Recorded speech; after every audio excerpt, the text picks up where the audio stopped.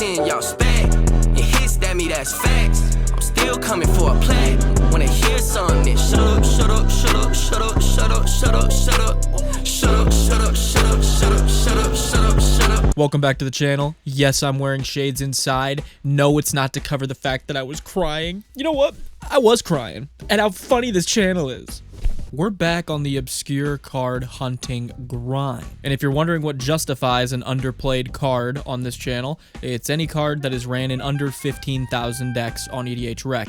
And you might ask, hey, that's a lot of decks. Rogue's Passage is ran in like over 1 million, so levels to this, levels to this. Today's list has got some super strange cards on it, and if you want to submit some of your favorite obscure cards to these lists, consider becoming a patron or channel member for as low as $1, where you can submit some of your favorite cards for a chance for them to make these lists. Anyway, with that, let's get into it. Up first, we've got the split card, Indulge and Excess. Indulge is 2 and a red for a sorcery. Whenever a creature you control attacks this turn, create a 1/1 green and white citizen creature token that's tapped and attacking. While Excess is 1 and a red for a sorcery with Aftermath, meaning you can only cast it from your graveyard.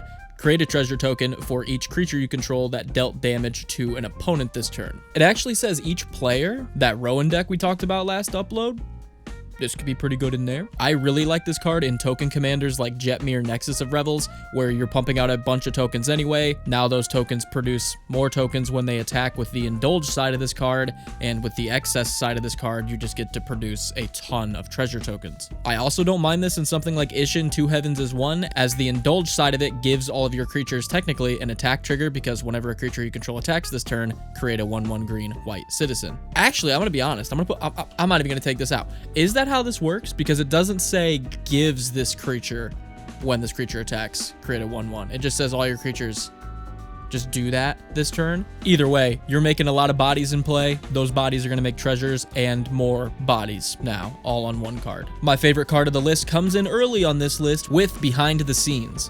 Behind the Scenes is 2 and a black for an enchantment. Creatures you control have Skulk, which means they can't be blocked by creatures with greater power. Pay 4 and a white. Creatures you control get +1/+1 until end of turn. Now, the +1/+1, don't really care about it. The giving all of my creatures Skulk, again, if you're in a token deck, yeah, what? I have 30 1/1s in play that not even pretty much, can't be blocked by anything else that's in play. Sorry about you. I really like this card in Doran the Siege Tower, as most of your creatures have 0 power and deal damage equal to their toughness. So this just gives all your creatures are unblockable and hit people like a monster truck, which we love. Have you seen the cool shit they do? This sounds like a bit. I watched that clip and immediately Googled, like, where's the nearest monster truck rally that happens? Pretty close.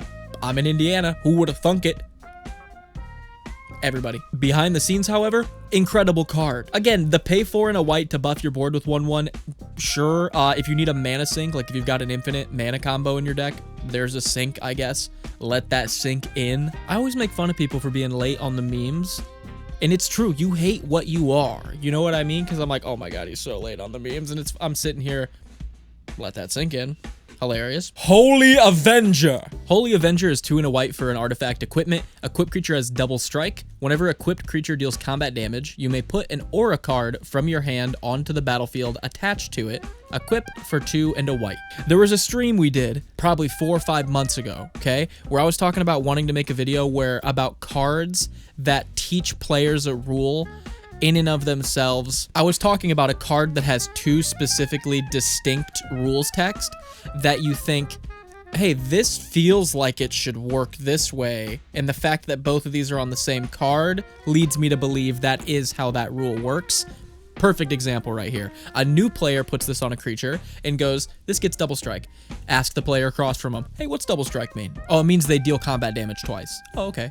Whenever this creature deals combat damage, attach an aura from your hand. Wait, since it has double strike, does that combat damage trigger happen twice? And then the person across is like, good job, that's exactly how it works. This is the type of card I'm looking for, okay? I want to make a video about cards like this. If you have other cards that are like this, put them in the comments, okay? People were replying in the live stream like, oh, how Tragic Slip teaches new players that like negative gets around indestructible. Not what I'm talking about. I'm talking about Holy Avenger type stuff where they go, wait, the fact that these are both on the same card, it's gotta work like this. Sick of all the yap? Holy Avenger seems great in Galea, Kindler of Hope, as her whole thing is looking at the top of her library, playing auras and equipments off top, and either on her or other creatures.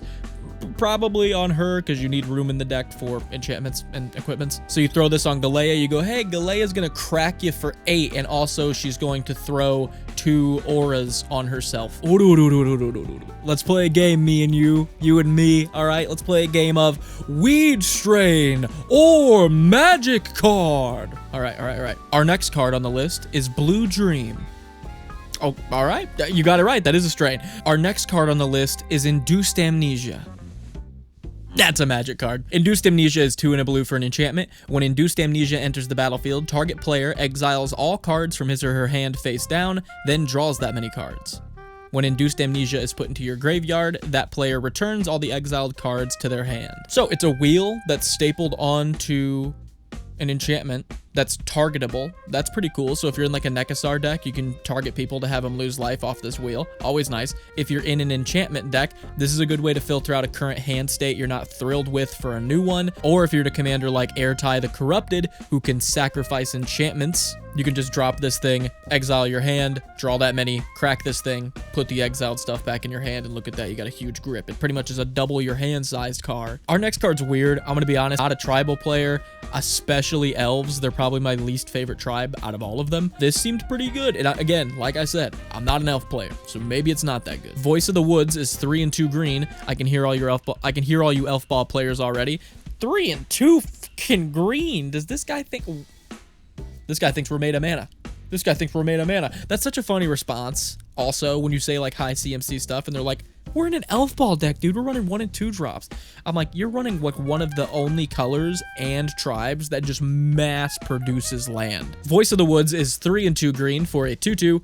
Tap 5 untapped elves you control. Put a 7/7 green elemental creature token with trample into play. Now, like I said, if you're in like a Lathril deck, you're going to be in the elf deck. You're making a ton of elf tokens. You'll be able to crank out 7/7s. But what I'm thinking is if you have access to Simic, if you're in green-blue, you have access to Intruder Alarm, which paired with this thing, you get infinite 7/7s. That's pretty sick. It's okay.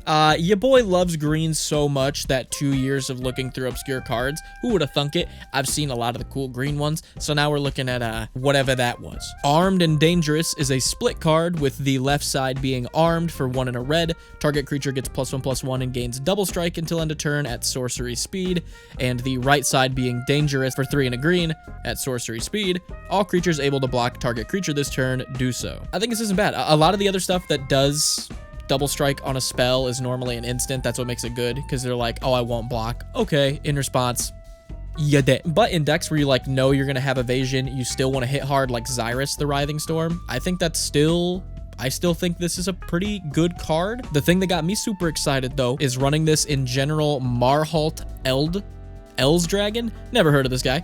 2 a red and a green, 4/4. Whenever a creature you control becomes blocked, it gets +3/+3 until end of turn for each creature blocking it. So if you throw the Armed and the Dangerous on a big trampler and swing it at the token deck, I'm sorry to say that token deck's probably dead.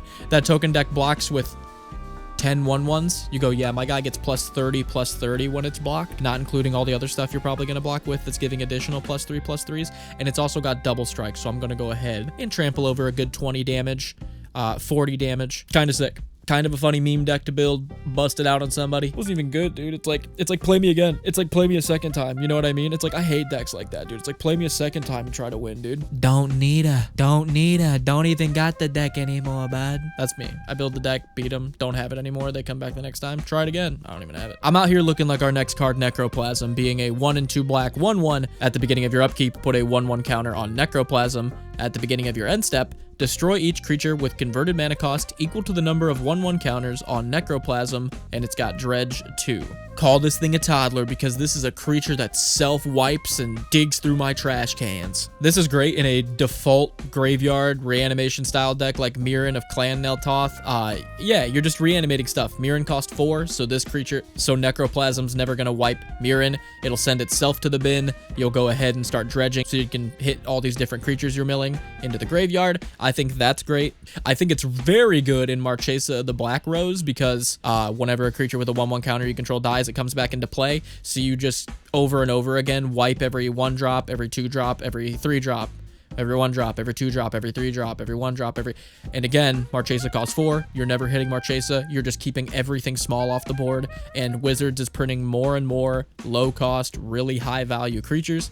This is great. Our next card, Sunshot Militia, actually surprised me a little bit. I thought this would be ran in more decks. 1 in a red for a 1/3, tap 2 untapped artifacts, and you can also do creatures with this one, which is actually really good. Sunshot Militia deals 1 damage to each opponent, activate only as a sorcery. So first off, where my brain went was clue tokens, because as I learned in one of my recent videos, you don't have to tap clue tokens to use them, as opposed to treasure or food tokens. But this being a red card, it's kind of weird to find a clue token deck. But if you're in one like Malcolm the Eyes, where you're consistently making clue tokens, you've got good card draw from the clue tokens, and you've now got good player damage from Sunset Militia. Same goes for Fareed Enterprising Salvager, as she makes junk tokens, another token that does nothing, they just sack to other things. So still usable with Sunshot Militia, and still sackable the same turn.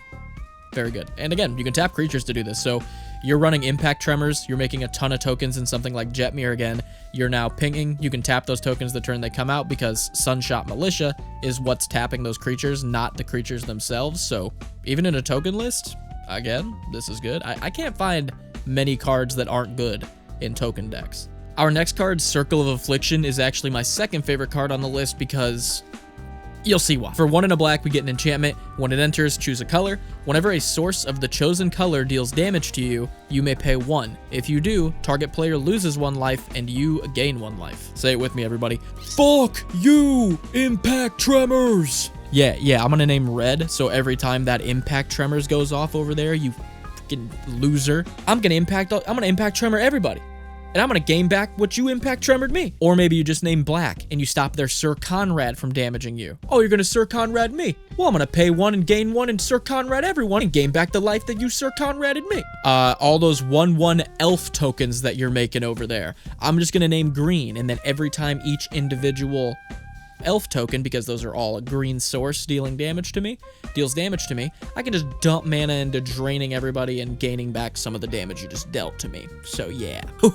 Ooh, I hope you like chitlins, because you're gonna be eating fat hog. Yeah, hog fat. That's not as funny. Moving on to easily one of the most unsuspecting cards I've ever had on a list, Argivian Find is 1 white for an instant. Return target artifact or enchantment card from your graveyard to your hand. Your instinct's probably very similar to mine when you read this. That seems kind of cheap, mana-wise. There's no way they haven't printed other stuff, though, that just, like, has bonuses as well. They haven't. The 2 closest cards in mana cost that do something similar are Mine Excavation, which is a 1 in a white sorcery that does it, and it also has Conspire, or Restoration Specialist, which is a 1 in a white 2/1 that you pay 1 white and sacrifice to do it. I'm not kidding. Go check on Scryfall. This is literally the cheapest way to hit both an artifact or an enchantment straight from grave back to your hand. Even Regrowth costs 2, and that's a pretty good going rate for it. This is also an instant, which is 1, always good, but 2 means it works with something like Isochron Scepter, so you could run a deck with Isochron, Path to Exile, Swords to Plowshare, and now Argivian Find to have like a cool Isochron Scepter package in that deck. I don't know how good this is. The fact that it's the only 1 drop or less that will do this for strictly that much mana, all the other ones have like built-in extra mana you have to pay. Thought I'd talk about it. And finally, our last card of the video is Far Fortune End Boss, who is a 2, a red, and a black 4/5 with Start Your Engines. If you have no speed, it starts at 1. It increases once a turn whenever an opponent loses life. Max speed is 4. Whenever you attack, Far Fortune deals 1 damage to each opponent. If a source you control would deal damage to an opponent, it deals that much damage plus 1 to that opponent. This chick's pretty cool. She's also like a very underran commander as well, so she might be in a future. So she easily might be in a future deck video. I think this girl's really good in a deck where you're just consistently pinging opponents. So if you're in something like Gev Scaled Scorch, being a black and a red 3/2, ward, pay 2 life, other creatures you control enter with an additional 1/1 counter on them for each opponent who lost life this turn, and whenever you cast a lizard, Gev deals 1 damage to target opponent. Pair Far Fortune with this. Every time you're attacking with lizards, people are losing 1. Once you're at max speed, every time you're attacking, everyone's losing 1, then an additional 1. Then every time you're playing lizards, opponents are losing 1, plus an additional 1. Very similar logic for Kuja Genome Sorcerer from the Final Fantasy set, producing the 0/1 black wizard tokens that whenever you cast a non-creature spell, deal 1 damage to each opponent. Pair Far Fortune with these wizards, and that gets out of hand super quick. if you're in just like a ping deck, like if you just like the creatures that tap to deal 1, this is also really good. This would be great in Gearson Starn if you could run it. If Gearson Starn or this fit into each other, that would be great. But again, pinger deck. This is fantastic. Impact Tremors is pinging for an extra 1 now every time. And like I said, as a commander, throw a bunch of pings in her. That seems really good. So if you enjoyed the video and you're new to the channel, be sure to click on the channel and watch some more videos because they're going to be somewhat similar to this one. Consider becoming a YouTube member or Patreon member. Starts with those $1, where you can submit some of your favorite obscure cards. All right, your boy's going to go back to watching some Anthony Bourdain, No Reservation, while I edit this vid here. So I'm going to stop talking your ear off. And I'll see you guys next time. Peace.